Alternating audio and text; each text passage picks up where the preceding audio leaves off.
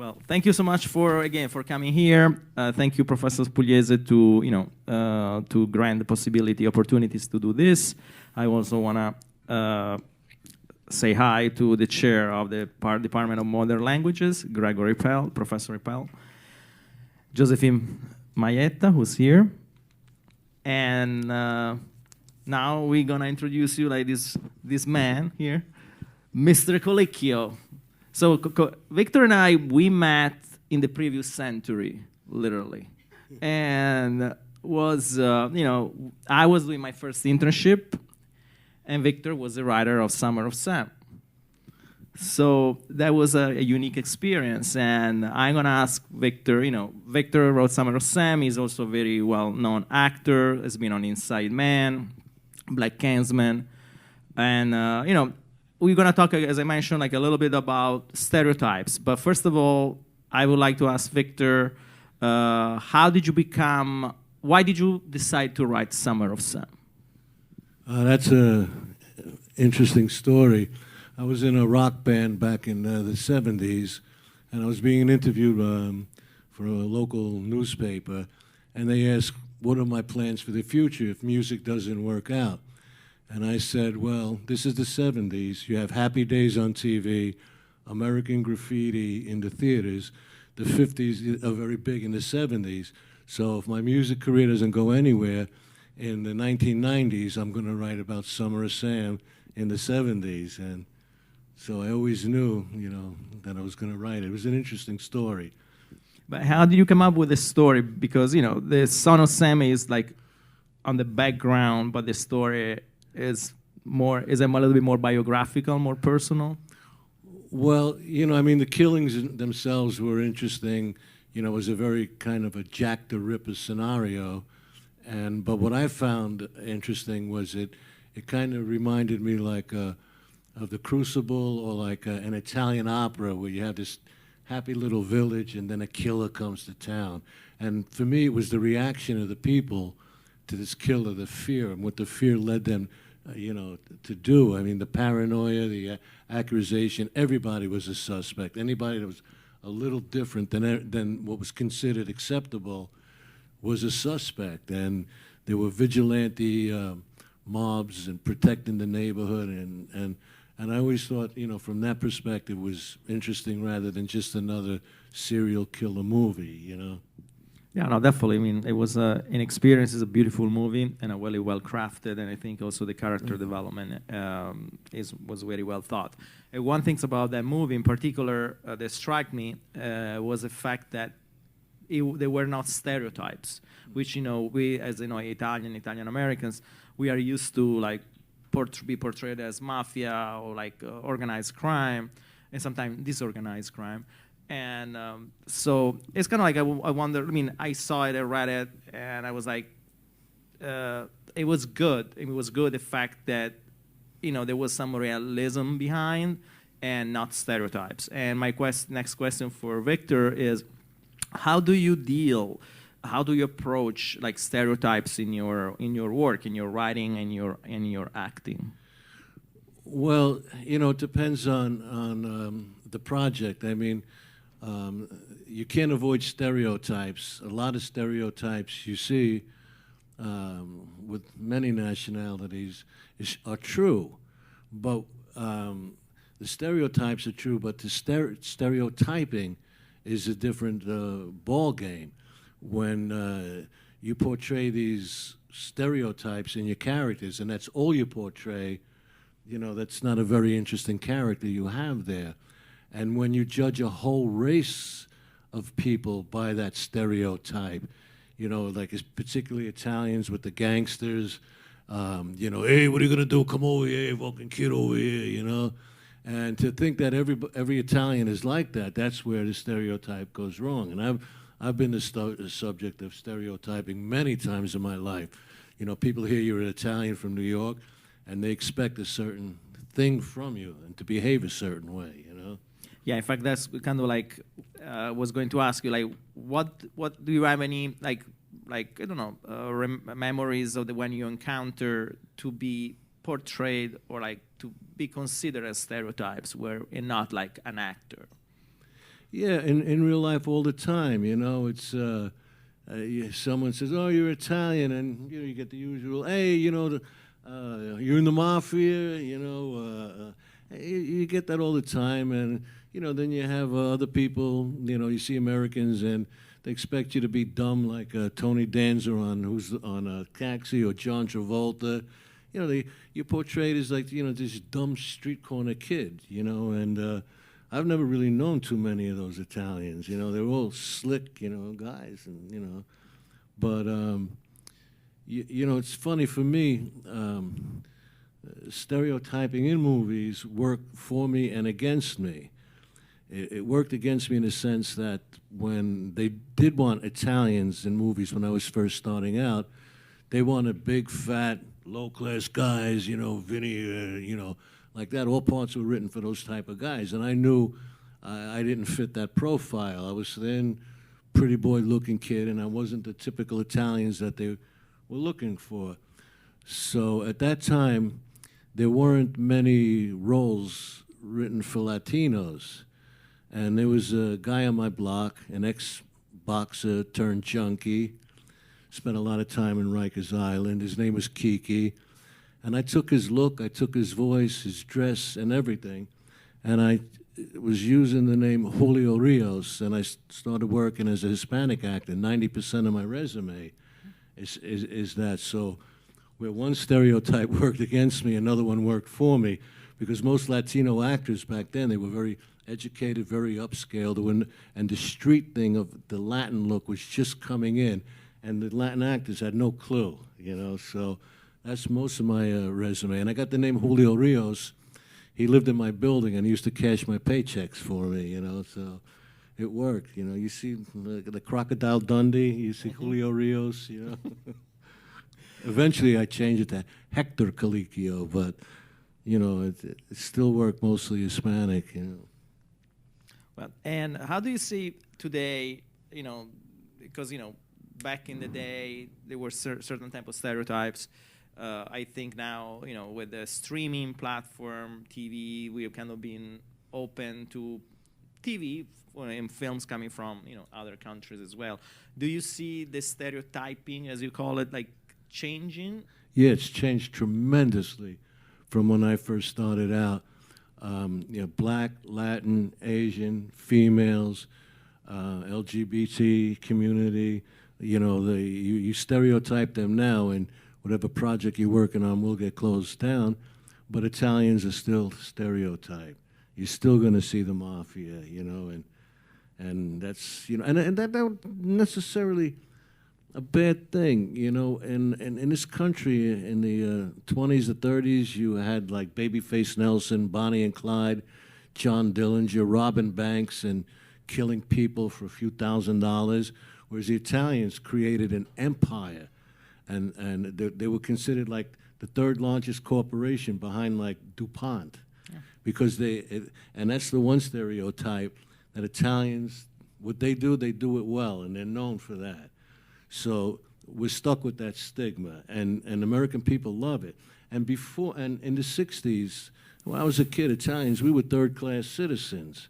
You know, we were greaseballs, wife beaters, spaghetti benders, Dagos, wops, guineas. The Americans looked down on us like we were inferior. But when the movie Godfather came out, they looked at us in a whole different way. So, and that movie wasn't stereotyped. It was about an Italian family. And what I read once, the interesting thing about The Godfather is that although it was a gangster movie, what the Americans were watching was Bonanza. You had Pa running the ranch, and you had the three sons, and they were a family. And that's what that movie was about. So, and I say with stereotypes as a writer, if you're stereotyping your character, you don't have a character unless it's required, the stereotyping. And I say that if you're going to use the stereotypes are necessary to your screenplay, look for other aspects of that nationality that is not stereotyped. Show both sides. Yeah, and on that note, I would like to also mention that, for example, when I came here to the United States, I noticed, because I wasn't aware of, like, how they in movies with gangsters are, and they were very, very kind of popular and successful. Otherwise, in Italy, is the opposite. So actually, Italians always kind of say, like, why the Americans so fascinated by mafia movies where we actually live the mafia every single day, and we don't want to see that. Okay, so that's why, for example, one example was that Sopranos here was a huge hit, popular in Italy. Didn't even get to the second season because people were not watching it, because they said, like, well, we see that on the news every day. We don't want to see it as entertainment, form of entertainment. So on that note, as I was like kind of asking, like, Victor, like, where do you see history? History of like Italian American immigration playing a role in the stereotyping. Well, you could look at even Disney, the Pinocchio movie. You have Geppetto. He said, the nicer guy, I'm making the puppet. And then you have the bad guy, Stromboli, and they're all talking like this. And, so Italians, the history in film has either been gangsters or, comical, and like I said, it's they were good at crime, and they're stuck with the stigma. And like I said, it's that stereotype and that stigma that gained us respect and admiration from America. And don't forget, a lot of it's glamorized in film and television. How they show them. But in real life, these guys are deadly killers, cold-hearted galoots. It's like the kid in the 8th grade who couldn't spell his own name. That guy was going to wind up, a criminal. It's not as glamorous or as good looking as the movies make it, Yeah. And, I also had to say that when I ask Victor is because, when here there was a Godfather going, in Italy there was Michelangelo Antonioni doing Red Desert, something that, movies that kind of portray the contemporary society of that time. And you don't see that many crime movie of the same years in Italy as you see it in the United States. And it's kind of, I think, I just feel we're students, and if some of you study films, it's good to think about why. And the other thing is, like, when do you think the freedom of storytelling ends because it becomes offensive? The freedom becomes offensive? When like, you are a writer and there's like, you think there's like a limit where you can say, well, I can go all in as this far without becoming being anti-Semitic or Well, I can only speak personally, and for me, I always sought the truth in what I was writing, and a lot of my writing is based on my experiences in life and real people and real stories. And if you're going to sit down to write something and worry about if you're going to offend somebody or not offend somebody, then I don't think you should be writing. You should write what you believe in and stand by it, and I'm very careful these days. I was just asked to do some rewrites for an Italian guy, written about his first screenplay, and he's writing a crime story about 2 Latino families. And I told him, look, this is your first script. What do you know about Latino families? I said, and you're going to get a lot of flack. And your characters, they're in gangs, they're in fighting, it's very sexual, very loud. I said, I don't think you'll ever get this movie made. I said, they'll protest that film. I said, you're an elderly musician, and I suggest you write a story about that, And so I backed off the job. I just don't think it's going to ever get made, and some of what I read was offensive. So, and that's today. There is a lot of pressure when you are writing. And the fact is, like, as a screenwriter and also as an actor, do you believe there are some ethical considerations to be made? Because we know, for example, that now you've been in the business for a long time. When you write something and you present it to a studio, production company, you have to pitch it, okay? And it's always about the sensitivity who is in front of you, who's gonna listen to you, you know, and how you're gonna be able to sell it, because after all, that's what you are. You know, you have to sell your own script, your own idea. Now, do you think that you need, as a writer, to have some ethical consideration? Because those executives are usually the first censor before even the movie gets made. Well, if you're writing something for the purpose of selling it and having it made, it's not so much ethical as it is getting a deal. And definitely writing now, you have to take into consideration who's going to be reading it. Are they woke? Are they left? Are they right? How are they going to react to what you're writing? These are the people in the position are going to say yes and no to your project. So that's a very big consideration these days. And I personally, you know, I'm not writing anything that would be of consideration, but I am aware of it, and I try and find a truthful way around it to show the truth, but without it being offensive. I finished a piece now called Waiting on Dion about a bunch of Italian teenage kids in the Bronx just out of school, and they have a little band, vocal band called the Wanderers, and they have a chance to audition for this famous singer, Dion, the Wanderer, Runaround Stu, Teenager in Love. And there are mafia guys in the story because they were there in real life at the time. And I do portray them, and I do portray them not in a favorable way, but to counterbalance it, I show the other side of Italians that are working, that have decent families, and who personally have dialogue putting down what these guys do. Like, you know, you go to school, you don't want to be like those bums, you know, you have to look over your shoulder, that's no lifestyle, you know, and so, you know, I balance it out, and I'm very careful, you know, I don't want to be offensive, you know, I'd rather entertain than offend, you know, but I think today it's very important for writers, you know, to be aware of that the people that are going to say yes or no to your project have their own points of view, and they're very liberal. And if you want to get something done, you should be aware and be, you know, sensitive to other people's sensitivities.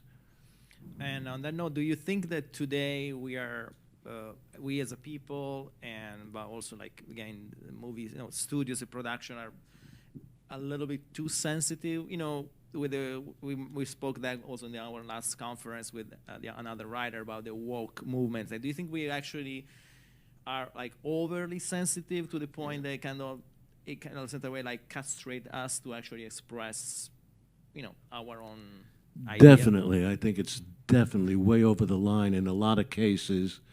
And how I look at it, it's, you know, like the scales of justice. They tip one way, then the other.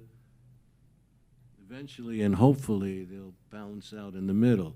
And because it's been so viciously stereotyping of people for so long, that has to go the opposite way for now, just to balance out the scales. So, you know, this, just like people had to put up with the ignorance of stereotyping, now other people have to put up with the over-the-top woke attitude too. I mean, it's, you know, I mean, in particular, you know, with Christopher Columbus, you know, for years they wanted to tear down the statue in Columbus Circle. They wanted to eliminate him from history books because of, at that time they were called Indians, you know, the indigenous people. And meanwhile, if you look at history, what he did at that time, he did in the name of Spain, first of all, and it was not out of the norm for that time. But if you look at what Americans and the United States has done to the American Indian, the indigenous people, during the development of the West, it far exceeds anything Columbus did. But they bury their own guilt by blaming, you know. So I think in that case, it went too far. And even The Sopranos did an episode about that, you know. And, you know, and in the last couple of years, it hasn't been mentioned. But Christopher Columbus to Italian is Italian pride. And, you know, and then even look what they did. They gave the indigenous people Columbus Day as Indigenous People Day. I said, here's America complaining, and they gave them a second-hand holiday, you know? And all these years, and why don't they make their holiday on the anniversary of Wounded Knee? Or, you know, why don't they give them that day? You know, I mean, you give it a it's a half a holiday, and nobody's celebrating. Columbus Day is just too established, you know? And it kind of like made me think about what you were saying about the indigenous, because there was a famous quote by Umberto Eco that said when Italy had the Renaissance, United States as the Wild Wild West, and one was doing the Sistine Chapel, and here somebody was shooting at the Indians, and I thought it was actually pretty like portraying like the reality of it. And do you think that as a writer, you know, especially now, you know, what's the best way to represent like marginalized ethnic groups without necessarily, you know, stereotyping them? Well, like I say, in some cases, stereotyping is necessary to certain stories, but just don't limit it to, you know, a stereotype. If you're going to show the stereotype, which, like I said, in some cases, in some people, it's true, show the other side, too. Just, you know, that's what the, you know, stereotypes is one thing, stereotyping is another, you know, you know, just try and show both sides. And when you wrote like Summer of Sam, how different was you know, came out as you originally, you know, thought of it? Was very different. Was a different story? Were you like obliged or like asked to change some stuff? Nothing. Okay. That my deal with Spike Lee was that I had Scorsese's producer, Barbara DeFina, wanted to produce it, and Spike first came on as a producer. And he said she'll bamboozle me, and if I give him the script, he promises it'll get shot word for word without changing anything. You know, he did make a couple of suggestions to add more about the New York Yankees because they were big in that year. But you know, it was basically word for word, and he did a wonderful job. I thought the music, everything. You know? Yeah, it was an excellent movie.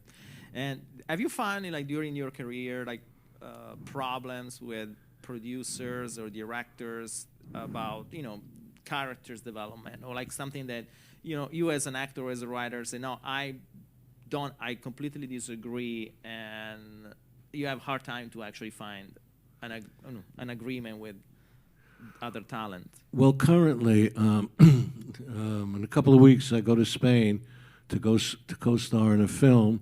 I play an ex-soldier who now patrols the border of Arizona with a group of vigilante militia people.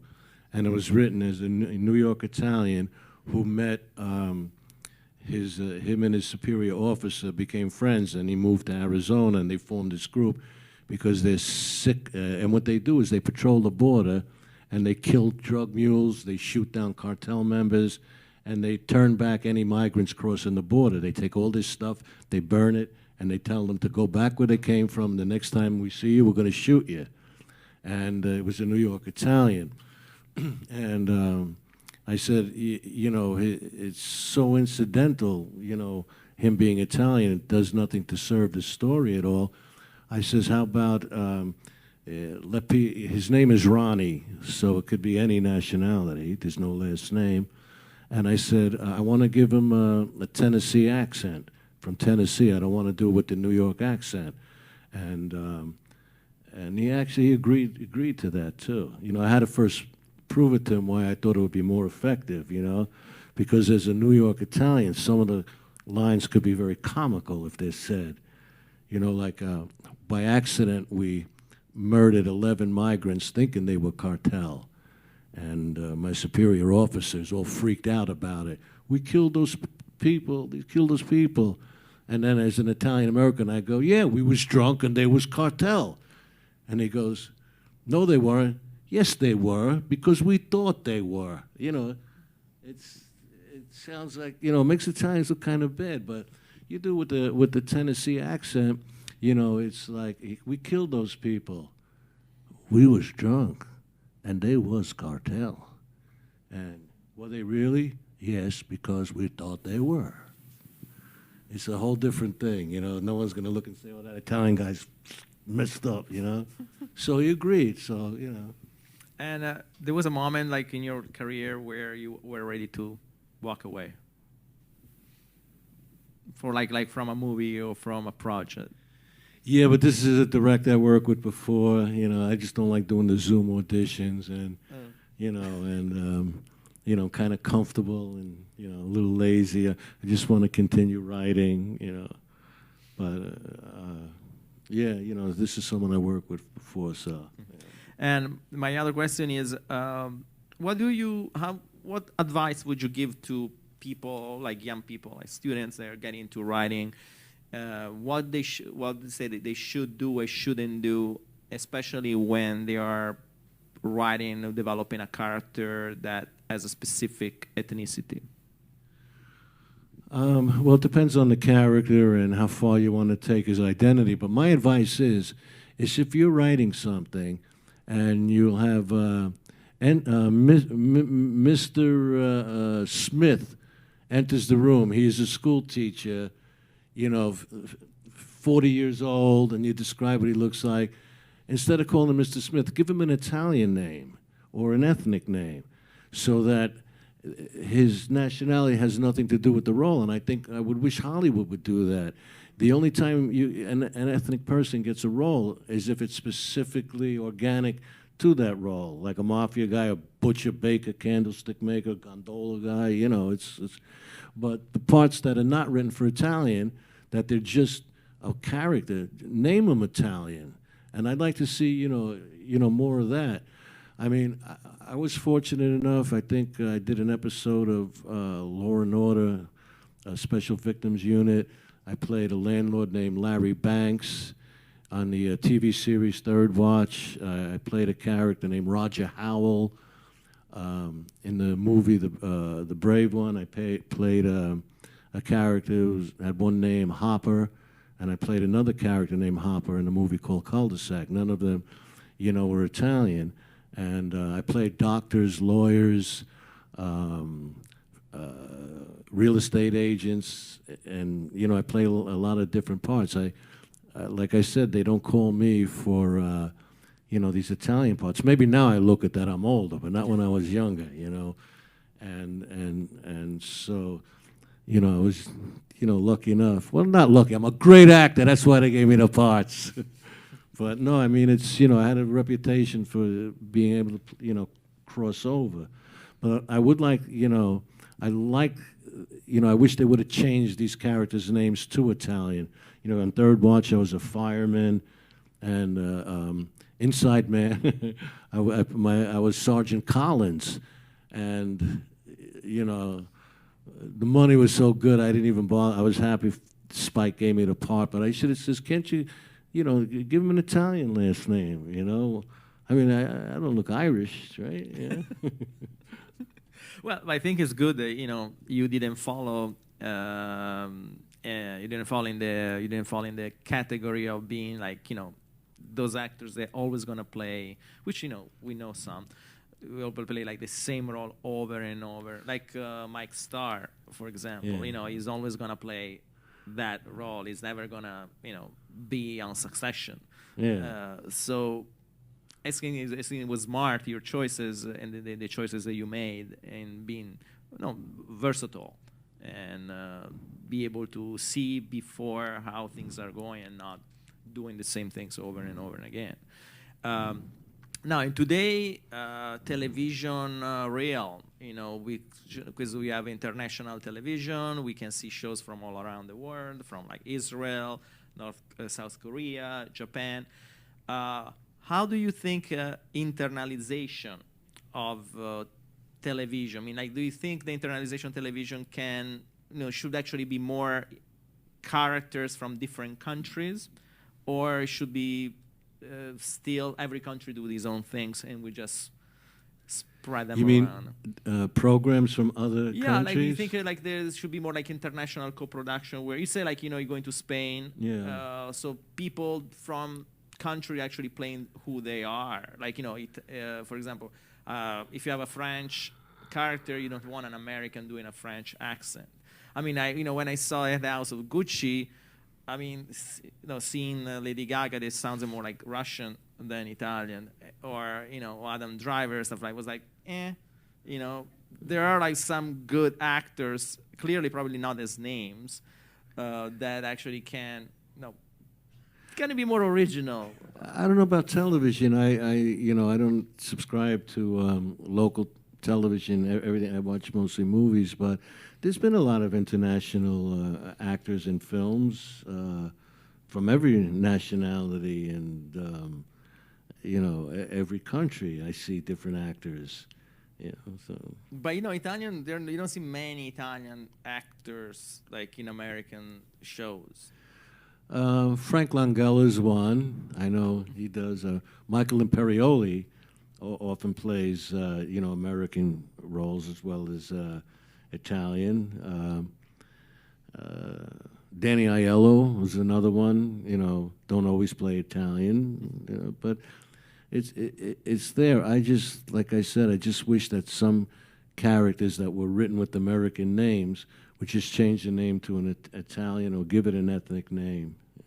And do you think that stereotyping has also an impact on how people actually see these ethnic groups in real life? Yeah, like I said earlier, The Godfather. Americans, had no respect for us at all. We were, second-class citizens, and once that movie came out, they looked at us different. And the same thing with Asians and the martial arts movies. Before Bruce Lee, Asians weren't even noticed, And then once you saw Bruce Lee, every time you saw an Asian, you think, oh man, they all know that stuff, and there was a different attitude in America towards them, and it was those martial art movies that I feel got them accepted into Americana. Do you think? Can you recall if there was some American movie or television where there were some Italian, the characters was Italian or Italian Americans and not necessarily related with mafia? Oh, Moonstruck was one. There's been a few of them, not as many as the gangster movies, but they do come through, every now and then. With the Roberto, with the prison, with the little boy. Yeah, that was a story.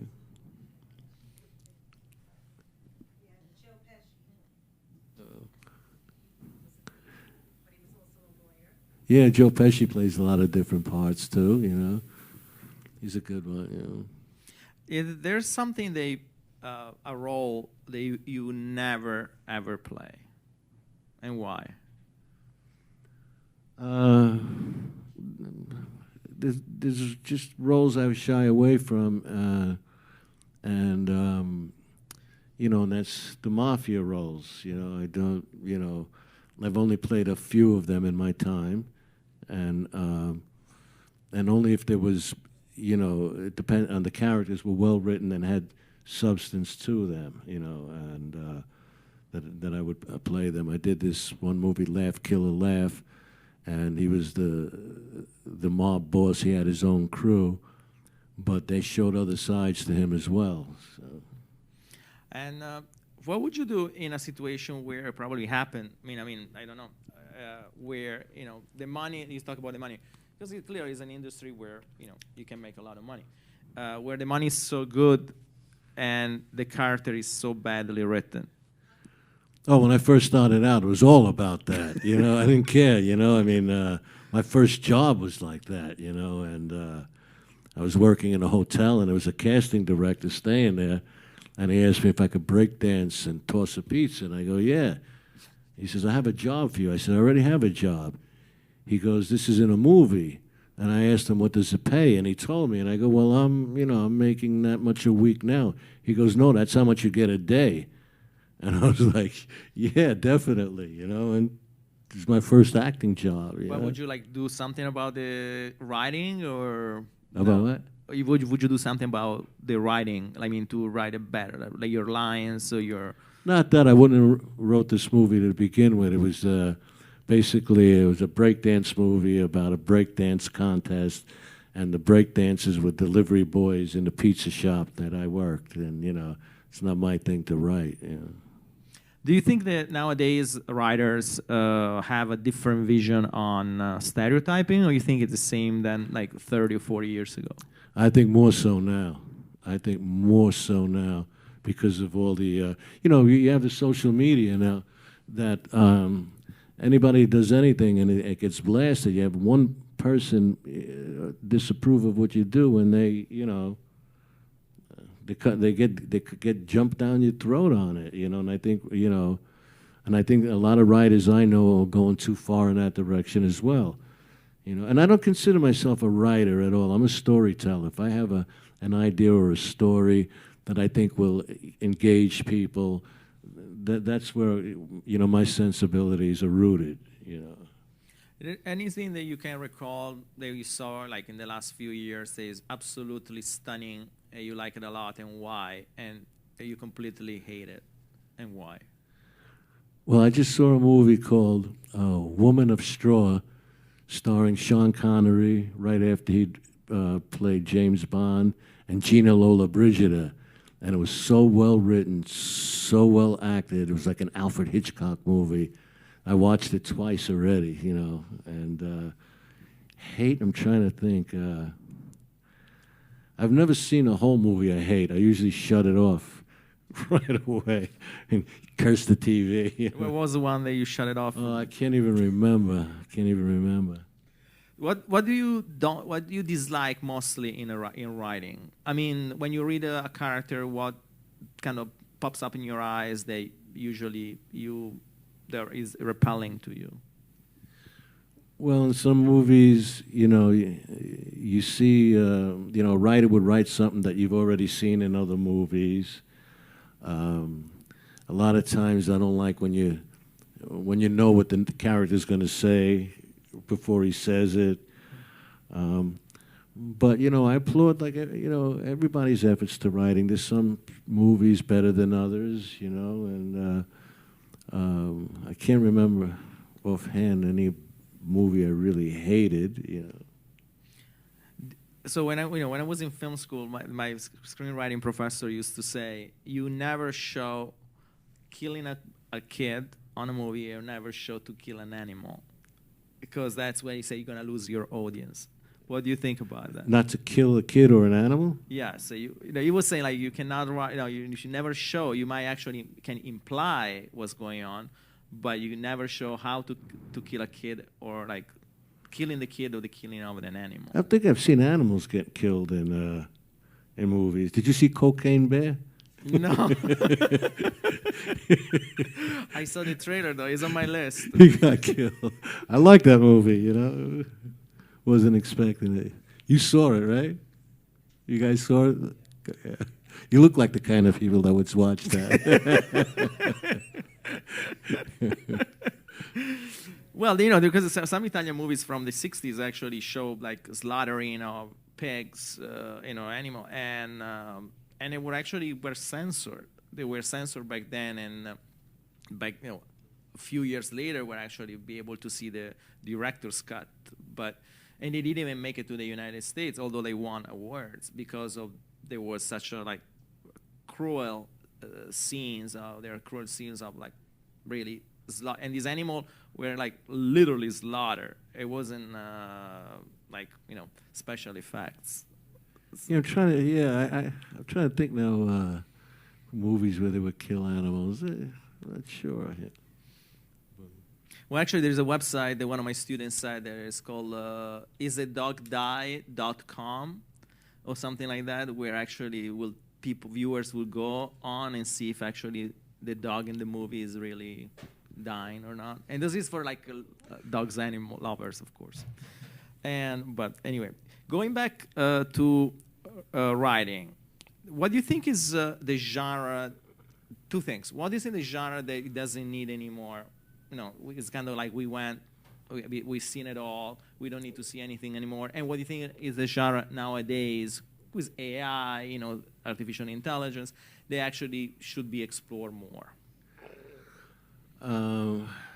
Well, I think genres are always going to come back. You know, there's always going to be westerns. There's always going to be love stories. There's always going to be Star Wars.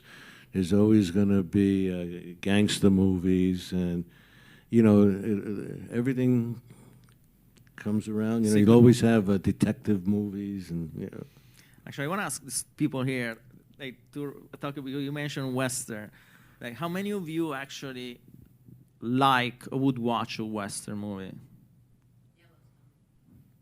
How many of you? 1, 2, 3, 4, 5. Yeah. You didn't see The Hateful Eight? The Quentin Tarantino movie? Yeah. You know, but I watch the TV series Kung Fu every day. There's 3 seasons on Freevee TV, you know, and there's philosophy, and you know, it's really well written, well acted. I didn't like it at the time. I wasn't interested, but looking back at it, you know, I watch it like every day, an episode. What do you think about artificial intelligence in writing, in acting, which now, you know, they're doing movies where they want to substitute everything? AI? Yeah. Well, I'm sure AI can, you know, write in certain genres, but, you know, it'll never write a Summer of Sam, that's for sure. Mm-hmm. You know, it'll never write a Goodfellas or a Godfather, but, you know, I think in some cases they might do better than some of the movies that are out. Yeah. What are your experience? You know, you work with many, like, you know, excellent talents, and what was like a memory that kind of sticks with you that you learn from? Like, what was like a relationship or something that you felt, I'm really learning in this, doing this project with this person? Well, you usually learn from everything you do. You're constantly growing and learning as an actor, as a writer. I was raised in the same neighborhood with Danny Aiello, and he invited me to Yankee Stadium one time, just before I wanted to become an actor. And it was Robert De Niro, one of his first movies, called Bang the Drum Slowly, and they were filming in Yankee Stadium. And so I was heading downtown, probably to see you, Beth, but I was heading downtown, and there was Robert De Niro, unknown at the time, on the same platform. And he says, "Are you heading downtown?" And I go, "Yeah." He says, "Let's ride together. I don't know if this train is safe." So we're sitting on the train, and he asked me where I was going. I told him I'm going to see my girlfriend, and he said, I said, "Where you going?" He says, "Acting class." I says, "Wait a minute, weren't you just in the movie?" He goes, "Yeah." I says, "Well, didn't you have to go to acting school to get in the movie?" I says, "Yeah, but don't you have to graduate acting school before they put you in a movie?" And he said to me, "Yeah, but acting is something you can always learn, always improve. You can learn every day, everywhere you go, everything you do. You focus on acting and you'll learn something." I said, "Well, what do you mean?" He says, "Well, you see that guy over there?" I go, "Yeah." He says, "Study him, his mannerisms. Then look at that guy over there. And you see his mannerisms. Then you ask yourself, what's different about these two guys?" And you're learning something about acting. And then the whole ride down, he went into this rant about acting. I had no idea. I was just a kid from the Bronx. I had no clue what he was saying. But when he got off the subway, I thought, man, if that guy could be an actor, anybody can. Maybe I'll give it a shot. You know, I had no idea. I wish now I knew what, I remembered one word that he said, you know. How was your experience working with Spike Lee?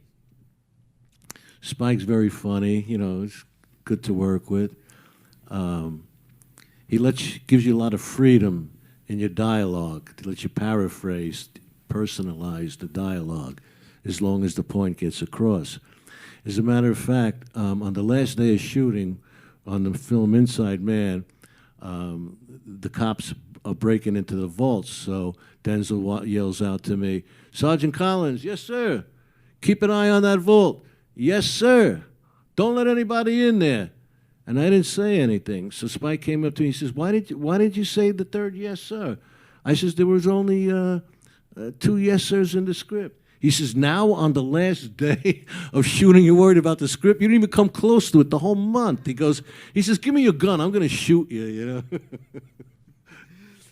What did you find in your career, like there was a role that was particularly hard for you, that required you to do like research, or more like method in order to get into it?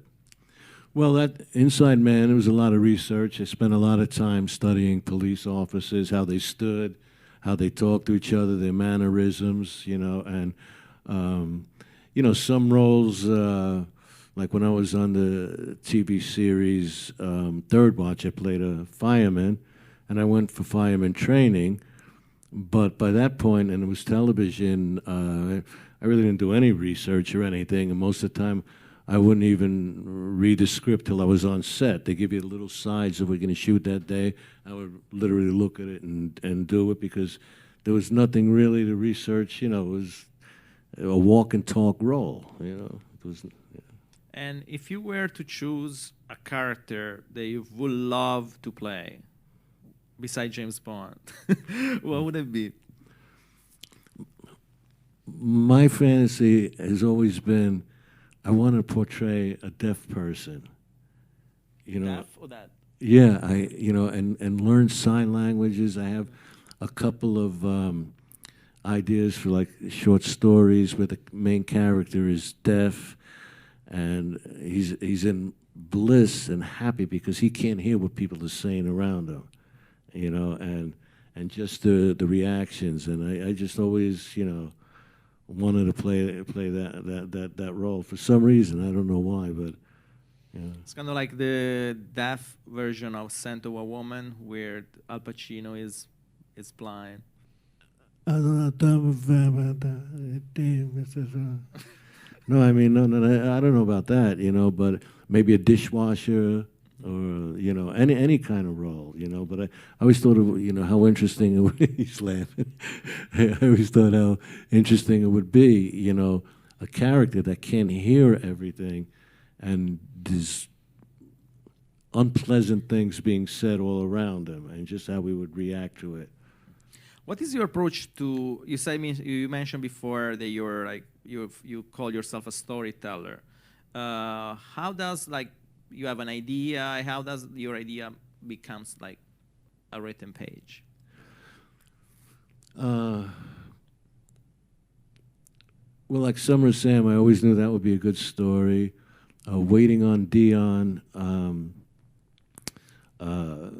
There are a lot of true stories in there, and I just finished another screenplay called Robin the Hood, which is a modern-day take on Robin Hood, where this soldier of fortune, a special ops guy, returns to his old neighborhood after his parents were killed by drug dealers, and he bands all the homeless people together and robs the drug dealers and uses the money to buy the abandoned buildings and improve the neighborhood, which is what Robin Hood actually did. And Robin Hood was take from the rich and give to the poor. My tagline was take from the greedy and give to the needy, so.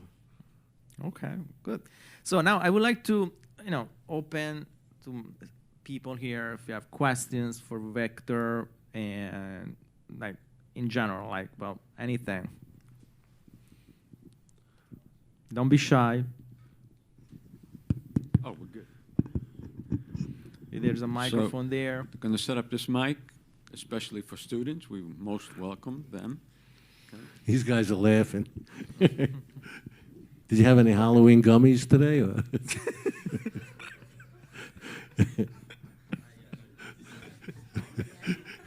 Laugh if you did.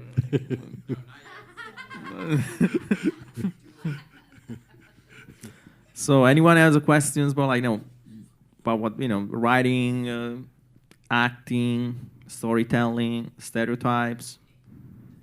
How many of you are studying film or television? Okay, you want to become writers, directors, actor? Okay. What do you think about stereotypes? Yeah. A question I have is when are actually stereotypes really, really needed? Where you say you cannot make this movie without that because, it would not have a movie. Gangster movies, You have to have stereotypes there. But you know, I think about gangsters movie. Like nowadays, mafia is very different than it was back then. Nowadays, like the mafia go, you know, dress up with Armani suit. You know, they don't have a wife beater. I mean, the guy, the last mafia boss, was arrested in Italy and died recently. You know, it was like it was going to the post office. Messina Denaro is his name. Was his name? You know, post office. Nobody would even know they killed more than 300 people, and it was very like one of the many, and which is kind of like not more. This is not anymore the stereotypes they used to be, where you could recognize like kind of a gangster like on the street. How do you see the mafia movies today? More basic than in the past. Like the past, they were more glamorized. You know, a lot of them were handsome-looking guys, like you said, and well-dressed. You know, and then I mean, Stevie Van Zandt is a mafia guy. I don't know. You know, it's with that hair that he wears. You know, you wouldn't have seen that in the '50s. You know? Yes. Yeah, come. Thank you for coming. Thank you. My question is, oh boy, I just walked up here and forgot. Since we are from the tri-state area, right? A lot of us are from the tri-state area, or maybe Long Island. You sound like you have a bit of a tri-state area accent. What? An accent, a New York accent. How do you curb the New York accent? Like, what other accents do you have to really, really tone it down? Like, if people say to me, like, Mary, your accent is, you know, chocolate, talk, coffee, those kinds of words that we get a little made fun of, right? We open our mouths, people know where we're from. What other accents? What do you mean I got an accent? You're the one with the accent, not me. You're out of your mind. No, what you can do is you could replace the accent with something else. Recently, I played a character named Judge John Sirica in a documentary and on stage. And he was an Italian, born from an Italian family. And he went right from high school into law school to get his law degree, because you didn't need college to get into law school.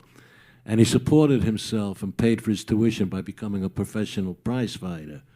But he was very well educated. He was on the cover of Time magazine, and he was known as the man who took down President Nixon. So he had that rough street side to him, but his speech patterns were educated. So I had to work on that, like pronounce my R's and my TH's, and you know, and you just do it enough till it becomes second nature, you know. But I couldn't have a New York accent because he lived in Washington, D.C., was raised there, you know, so. It's a job, you know, you do your job, that's all. Is there any questions, guys, if you want? Please.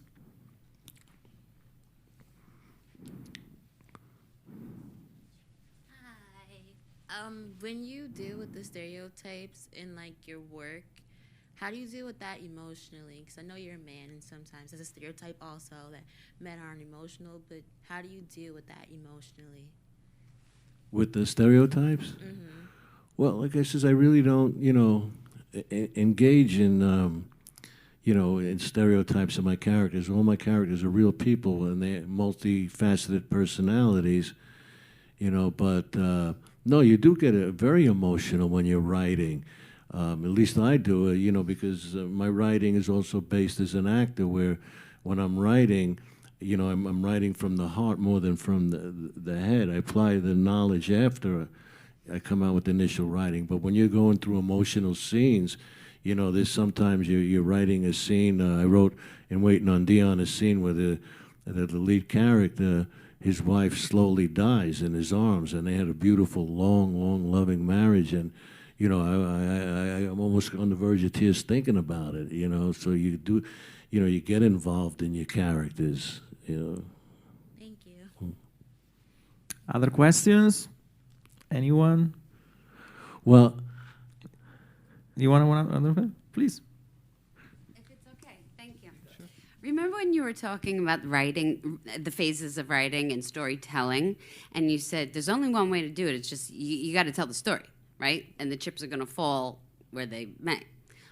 My question is, did you ever have any recourse? Did you tell a real story and there was either drama or consequences or exposure? Did it expose people? No, you know, I mean... Like, to tell the truth. Yeah, you use the, you know, truth as a basis on it, and you know, you go from there. There was a little flack from the victims of the, you know, the family of the victims of Son of Sam, thinking I was going to write a movie glamorizing them, and they protested the movie. They also thought Spike Lee was out to just do it to make Italians look bad, you know, but he actually loves Italians, you know. But yeah, you grew up in an Italian neighborhood.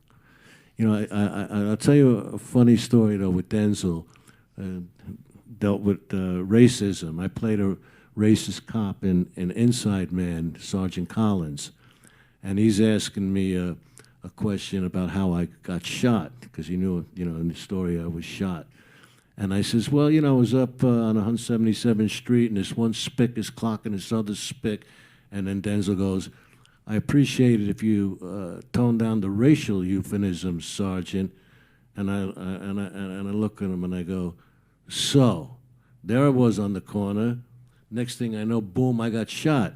And he said, what kid shot you? And the script said, an African American. So I looked Denzel right in the eye and he goes, what kid shot you? And I went, an African American, right? So Denzel got mad at me, right? He goes, man, you're fucked up. He goes, what are you going to do? Tell me wearing that cop's uniform brought the racist out in you? Man, I got your number. You're a racist, right? I go, no, man, relax. I said, I stayed up last night late trying to see how I can further the character with this dialogue.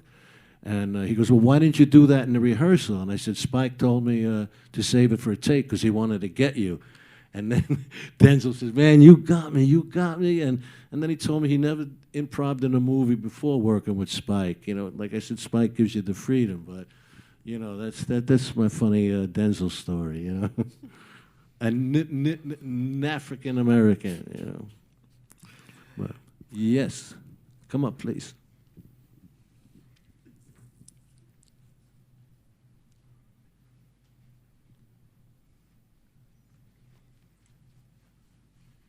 Hello.